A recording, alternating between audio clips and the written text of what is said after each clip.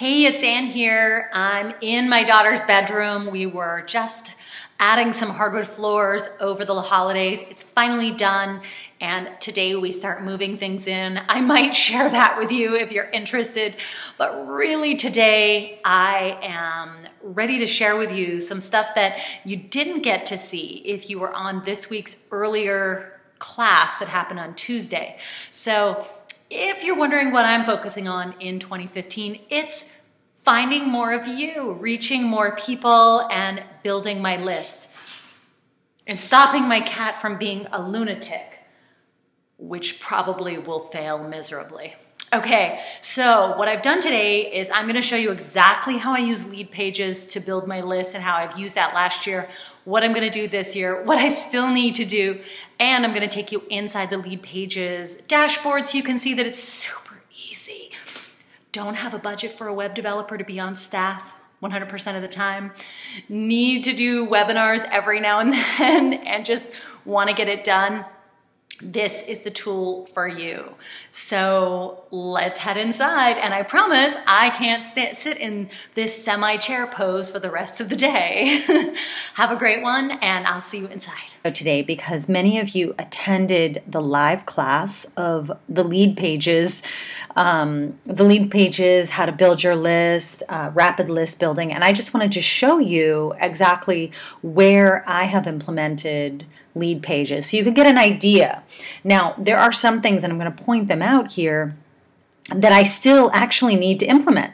So one of those, I'll do that after actually. So you can see that I've got a bunch of different opt-in opportunities on my main page. So I have my header bar here. I have the Launch Essentials Toolkit. I have a free sample for one of my courses.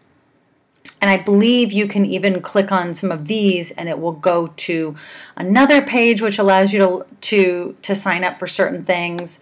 And then in the footer, I also have something, as well as I generally give at least one way to sign up or lead to one of these things inside my blog posts. So there are two ways that I've created these using LeadPages, and they were super simple. The first thing you need to know is that you must create all of your stuff in your email marketing system first. So in the same way that you would create web forms before, so if you are using MailChimp, Aweber, whatever, you still need to create that mailing list or whatever it's called in your system, the web form, create a welcome email or maybe a couple welcome emails. I can go into that more later, but as far as what you bring into LeadPages, think of LeadPages as a way that you hook things up. So make sure you go and set up the list that you're going to need inside your email marketing system first. Because then when you log into your LeadPages account, you will be able to connect whatever your account is. So mine is Infusionsoft, and I will go into that in just a moment after I show you what I've done. So originally this Launch Essentials Toolkit was just a link to another page. Now, however, it links to a pop-up box which kind of auto-populates. You can see this is my little Ann test email that I don't usually check that often, but it's just a way for me to check to make sure my own forms are working. And you can change everything about these forms, from the color, the font, the position. You don't have to have a picture if you don't want to. You can change this, you can change the size of things. So it's really quite nice. Another one, this one does go to a page. It's just a graphic that goes to a page, but in theory, I could have a pop-up lead box as well.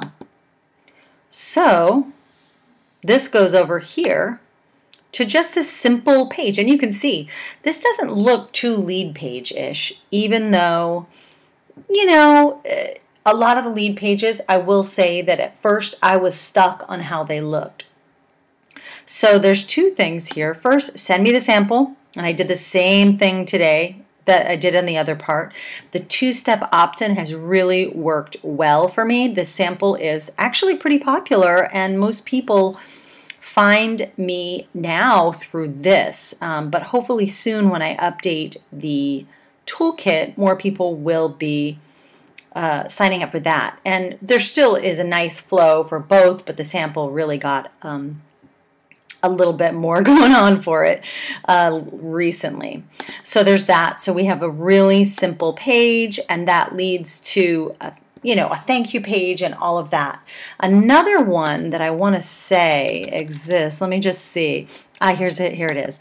Okay, so I also have another mini course, which I haven't really made too known yet, mostly because I'm not selling anything after the fact. So I do like to make some sort of offer, even if it's a free offer, and this sequence isn't completely built out. There is the main primary sequence, so you can certainly do this launch emails mini course. As you can see, I'm using that again. My colors are kind of like this salmon-ish color. I love the way that the teal and that look together. Ooh, I love that. But these are my colors. I went in and I just simply used a page inspector to find out what my color code is for my main page, and I changed that. And then I also chose a font which doesn't completely clash with my site. Another place that I wanted to show you is my thank you pages. So if you were on the live call, then you know that using your thank you page for other things, the example that Tim gave was a really great one to ask people to tell a friend. I actually like to give people something right away as well, and this has been proven to convert people to customers, though I'm not doing that in this. This is a way to get people to check their email for the link to the free toolkit, but still give them something to do. And this is the whole webinar from my launch. I think I just took out the offer, so it doesn't sell anything. And then again, this says click for more information, and it leads right to Fearless Launching. So the great thing for me is I like to give people something right away. And there's another person who uses this as well, and it works really well, and that's John Lee Dumas. So sign up for one of his his podcast webinars and watch his process, and you will see what he's done. He's added actually a few more pieces that I have not added yet, like mobile texting, but watch and see exactly which pages he's using. Let me see if I can find any other ones that are here. Yeah, I mean, my Fearless Launching main page is, actually, let me just go to Fearless Launching and see if this was it. It probably is that. Yeah, so for my landing page for Fearless Launching, I just use this. This is kind of all I do. There's nothing fancy about it. The other one that I want to share with you is, let's see, Launch Essentials Toolkit. Let me just see. No, that's not it. That's an old one. Launch Toolkit New. Another one that was created inside LeadPages. So definitely have a bunch of things. Also, let's just see, systems.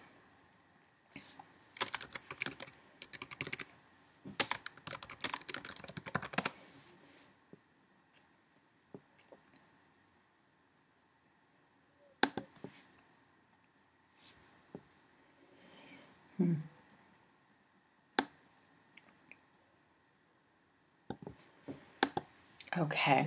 Anyway, so as you can see, so one of the main ones that I still need to get rid of and replace is this one here, the Start Now. But the way that it was coded in, I kind of can't do it by myself. So that's the only reason why I haven't changed it. The only reason why you can still do this in there. And also, it's the only reason why I still have this.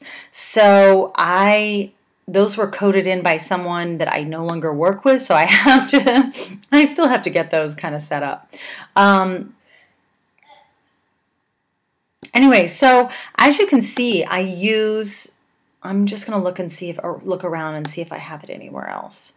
I do have free toolkit, an introductory course. This goes to another landing page that I think, yeah, it just goes to this. It's kind of just like a basic page with this on it, but it doesn't perform nearly as well. And then another page, let's just see.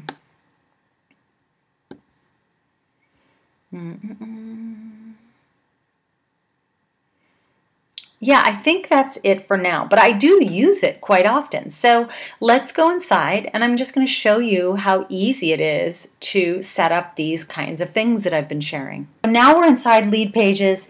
I mean, there's a lot of things here that I have since taken down, so it's really not like the absolute best in terms of like, you know, showing you, like if you were just to see what's actually working, what's not, because you can even see like launch walkthrough sample new, launch walkthrough sample.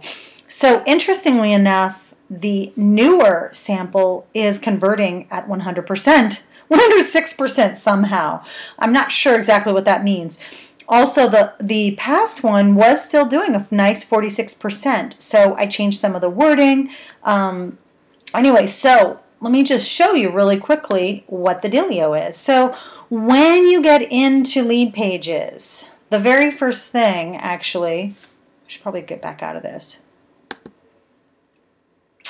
So the very first thing that you really need to do is set up your integrations. So remember how I said you do a bunch of setup inside your system. Here are the email marketing services that I have active. Infusionsoft and lead notifications. Lead notifications I have set up on a few different pages, which I just want like an instant ba-bang in my email that that someone just signed up for something. I could do that through Infusionsoft, but sometimes I like to know which page they're going through right away. And I do have multiple web forms that are used on multiple different pages. So this lead notification tells me which of my lead pages just had someone opt into it. So I have Infusionsoft. I also have GoToWebinar set up down here, but I know there are probably more that you can use. And again, if you've attended any of Tim Paige's trainings, he will tell you that as long as you have an HTML, some code to paste, bam, you can pretty much use anything. I do know that there are a few newer platforms like, I want to say Simplero is one of them that I know you can use in here as well. So first things first, that's what you do is you set that up. Also, might be a good idea if you know you're going to be offering certain things that you want to deliver right away, regardless if they confirm or not. And there are different reasons for this, but if you give someone right away, it doesn't mean that they're not going to bother confirming, because often you're going to be sharing new resources with your audience. And this is how I've done it before, where I might send out to people like, hey, do you want to learn how to create your own sample campaign? Or it's at the bottom of a blog post and I want someone to be able to get that. I haven't used it a ton here, but I actually plan on using it a lot more for the content upgrades, which is one of those things where you add an additional piece of content people can download below blog posts or below any existing content. It almost just takes exactly what they've learned in that post, and then it allows them to download something. Global settings, I don't really know. Oh, powered by. Yeah, no, I don't have powered by LeadPages on anything of mine. Let's see. Oh, that's interesting. I've never used this LeadPage bookmarklet, but I may as well do that. I may do that as well. And then also, you may want to go in and just check which at any, you don't have to keep checking these, but you may just want to upload or put certain things in here that are going to be on your landing pages. So you may have some of these to update. You might want to just remove some of them, whatever the case is. Anyways, so let me now go back to my lead pages. So these are my pages. And what I've done here, this is a really simple one. So I know that lead pages have a certain look to them. And I think that that is that has been like something that people get annoyed with.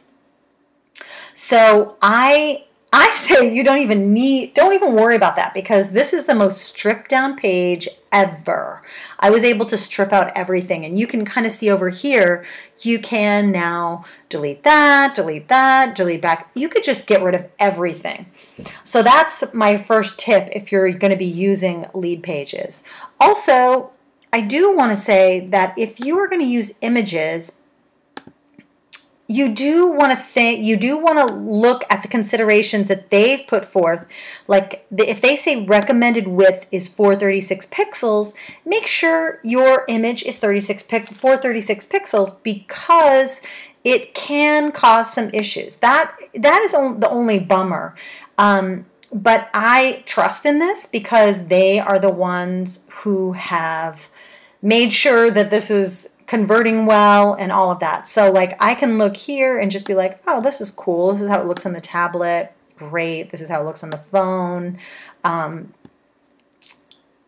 then one other little piece I want to say here is this little lead page options area becomes increasingly important if you plan on doing Facebook ads.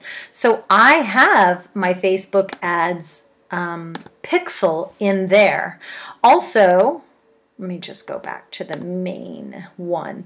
Once you click on that button, it actually opens up another thing for you to edit. So first things first, you're going to look in your integration settings and decide which one of these, it's going to actually bring up your integrated surface and a list of lists or whatever it's called in your system. For me, it's web forms that I've created. So I can just look down and you can see it has everything that I've ever created. So if you don't see something you've just created, make sure you reload it, make sure it's all there. You can get notified when people sign up directly on that page specifically. You could integrate it with GoToWebinar. You can use Facebook registration. That's helpful, especially if you are planning to make this something that it lives in your Facebook page. But this is where everything just hooks up. And again, you can change everything from the image, form style, all of this stuff. All of this is changeable. So that is kind of the main thing that I wanted to show you there. Also, let's see, submit button. I'm not sure. I don't remember where to change this now. I think you just go link options, submit button, hide, whatever. There is a way to change it over here. You just kind of click, and if you click around, even if you're not techie at all, this is very easy. Show, hide, it tells you how to change the fonts, all of that.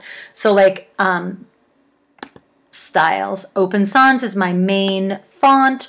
I changed all my colors so that they would match my main brand. It's really helpful because anything that doesn't match, you can kind of just hide that. That's what I always go for. So that's that. And I think, honestly, besides that, let me just look at the lead boxes for you for a second. So this is also where, let's say I'm going to do a blog post about an upcoming webinar. Great. So, but I don't want to have like this whole, I don't want to have like a form within my page. Then I will just claim your spot in the webinar. I might grab this and then pop it into the code of my blog post. It can really be put anywhere. You will see, though, that just in general, I don't get as high conversions with these lead boxes. They definitely add to the mix, but they don't do for me as well as the actual templates. And that may be how I'm setting them up. Also, some of them I'm not even really using now. I am also using Pop-Up Ally, which is a plugin created by Natalie Lucier and her husband. So, but in general, if I look down here, let's just see, conversion rate. So my best ones were the launch webinar, the launch sample new, the thank you page, sure, for the fall fearless launching interest list, and for the toolkit landing page, 70%. That's great. Now, like I said, I don't use it for every single page, but I do find it useful whenever I'm in a pinch. I even have it for random opt-ins of webinars that I want to share on demand, ones that I've done in the past, like End Launch Exhaustion, or I think I have another one that I do as well. Anyways, so I just want to say that it is so easy to use LeadPages. Exactly out of the box as it says to use them. Now, one thing that I also love doing, and and I only got this clue actually after reading some of the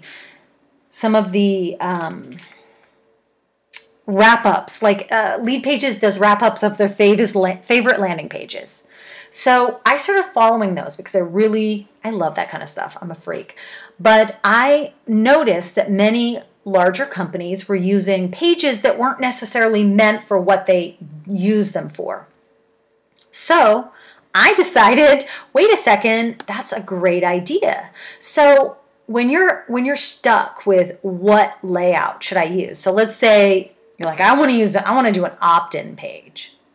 And you look here and you're just not happy with any of them. Look at all, and then look at conversion rate. There's paid ones now, so that's all great.